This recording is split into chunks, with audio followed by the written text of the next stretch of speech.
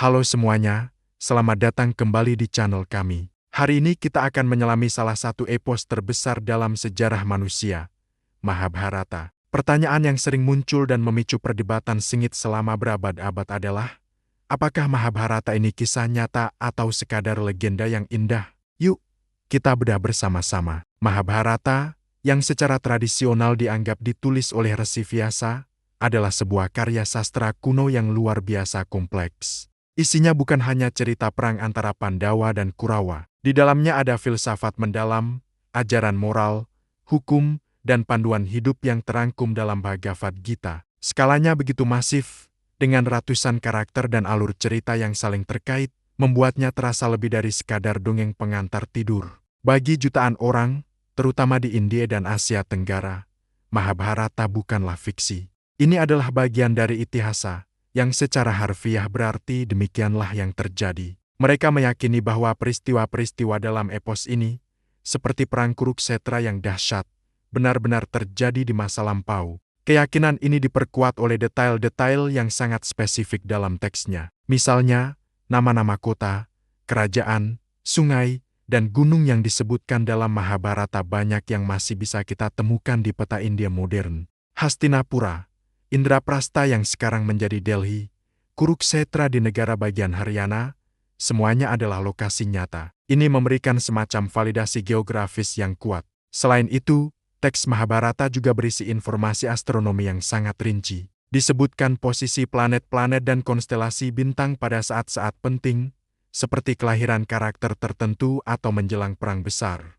Beberapa peneliti mencoba menggunakan perangkat lunak astronomi modern untuk melacak kembali posisi benda langit tersebut ke masa lalu. Hasilnya cukup mengejutkan. Beberapa analisis menunjukkan bahwa konfigurasi langit yang digambarkan dalam teks cocok dengan periode sekitar tahun 3000 hingga 1500 sebelum Masehi. Ini membuat beberapa orang semakin yakin bahwa penulisnya mencatat peristiwa nyata yang mereka saksikan.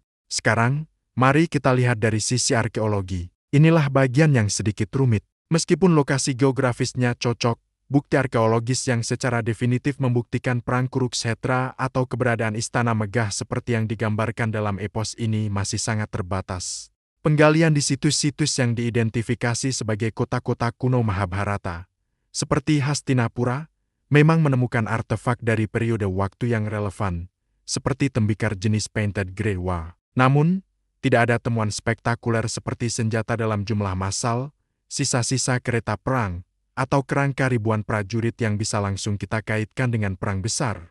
Skala peradaban yang ditemukan sejauh ini tampak lebih sederhana dibandingkan dengan kemegahan yang digambarkan dalam syair-syair Vyasa. Hal ini membawa kita ke perspektif para sejarawan dan akademisi. Banyak dari mereka berpendapat bahwa Mahabharata kemungkinan besar adalah sebuah karya sastra yang didasarkan pada inti peristiwa sejarah.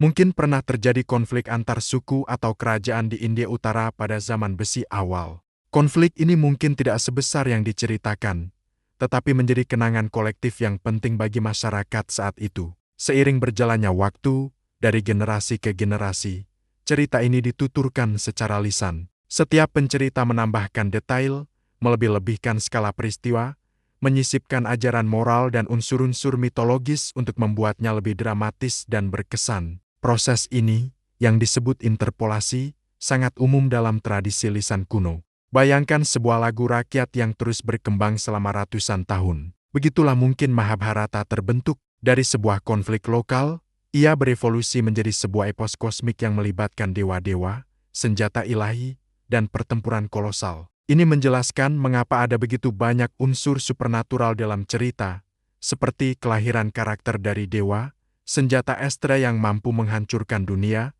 dan peristiwa-peristiwa ajaib lainnya. Unsur-unsur ini sulit diterima sebagai fakta sejarah harfiah, tetapi sangat efektif sebagai alat naratif untuk menyampaikan pesan-pesan filosofis. Jadi, bagaimana kita harus memandangnya? Mungkin cara terbaik adalah dengan tidak melihatnya secara hitam putih, sebagai fakta atau fiksi. Mahabharata bisa jadi adalah gabungan dari keduanya. Ia adalah sebuah memori sejarah yang dibalut dalam lapisan tebal mitologi dan puisi.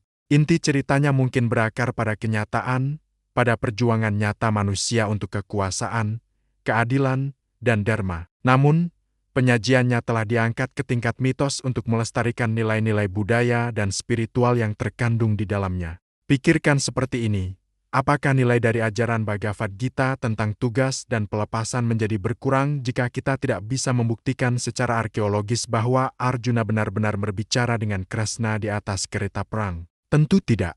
Kebijaksanaan yang terkandung di dalamnya tetap relevan dan mendalam, terlepas dari status historisnya. Mahabharata mengajarkan kita tentang kompleksitas sifat manusia, tentang abu-abunya moralitas, tentang konsekuensi dari keserakahan dan kebencian. Pesan-pesan inilah yang membuatnya abadi dan terus bergema hingga hari ini. Pada akhirnya, pertanyaan nyata atau tidak mungkin bukanlah pertanyaan yang paling penting. Yang lebih penting adalah apa makna Mahabharata bagi kita. Ia adalah cerminan peradaban, gudang kebijaksanaan, dan sebuah karya seni sastra yang tak tertandingi. Ia menunjukkan kepada kita bagaimana leluhur kita memahami dunia, moralitas, dan takdir manusia. Apakah peristiwanya terjadi persis seperti yang tertulis atau tidak?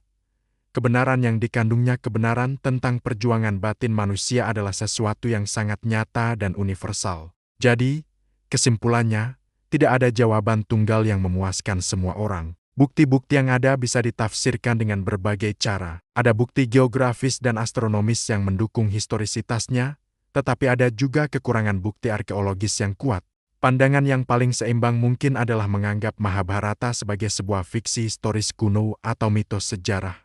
Sebuah cerita agung yang berakar pada kenangan akan peristiwa masa lalu, yang kemudian diperkaya dan diperluas menjadi sebuah epos monumental yang kita kenal sekarang. Bagaimana menurut kalian? Apakah kalian termasuk tim yang percaya Mahabharata adalah sejarah murni, tim yang menganggapnya legenda, atau berada di tengah-tengah? Tuliskan pendapat kalian di kolom komentar di bawah. Diskusi ini selalu menarik untuk diikuti. Terima kasih sudah menonton video ini sampai akhir. Jangan lupa untuk like, share, dan subscribe agar tidak ketinggalan konten-konten menarik lainnya dari kami. Sampai jumpa di video berikutnya.